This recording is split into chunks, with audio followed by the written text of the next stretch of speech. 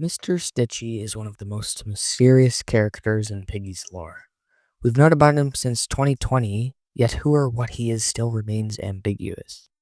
Today, I'll be diving deep into what we know about Mr. Stitchy, as well as revisiting old updates, and finally piecing together his true origins, motives, and role in the Piggy story. As it was revealed in the Time chapter, Tio used to live in a kingdom. Despite being royalty, he was alone. So, he made Mr. Stitchy, his friend from beyond. While the Time chapter reveals a lot to us about Stitchy's origins, we're still only scratching the surface. But I think I've figured out more. You see, in the second Piggy season, the Tier 12 journal entry reads, "They neglected me, but I don't need them. I found a friend. Then they banished me, but I found a place. I did not want what we had to end, so I gave him a face. Now, just like their lips, they are sealed. Now I may finally be healed.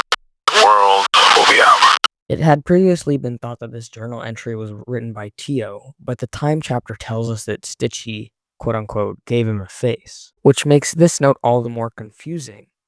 It fits the description of Tio's past pretty well, but now, because of the Time chapter, we cannot say that he wrote it. So, for this theory, we will say that this note actually was written by Stitchy. With this, we can connect it to the infamous Stitchy notes littered throughout Book 1. While these notes arrived with the Mr. Stitchy skin, many were quick to assume that they were written by Stitchy. We now have evidence to back this up, but I believe something else. Multiple people wrote these notes. Using this information and the Season 2 journal entry, I will determine the authors of these notes with available evidence, starting with the one located in the school chapter, which reads, "I gave him a face. I was his only friend." We can determine that this note was written by Mr. Stitchy due to what we know about Tio's past from the Time chapter. Then there's this note in the Carnival chapter. "When he learned of my condition, he grew sad and frustrated. He left." Figuring out the author of this note requires a bit of digging. It could be written by Tio or Mr. Stitchy. If it were written by Tio, it would connect to how he became more and more like Stitchy, causing the bear to leave him. This would be followed by the kingdom experiencing a famine, connected directly to another note. "Someone began to disrupt the countryside.